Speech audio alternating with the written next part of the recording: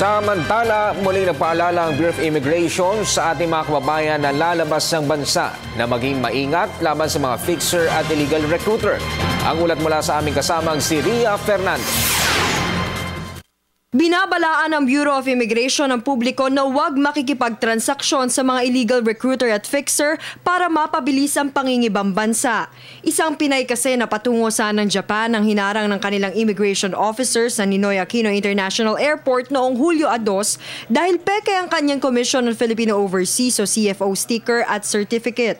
Napagalamang hindi aprobado ang kanyang clearance dahil sa kakulangan dokumento, kaya't nagbayad na lamang siya ng 25,000 piso sa fixer para ayusin ito at agad siyang makalabas sa bansa. Serious po talaga itong trafficking crimes kasi po isa na siya sa top crimes po sa internationally po. So mahigpit po rin tayo nagbabantay dito.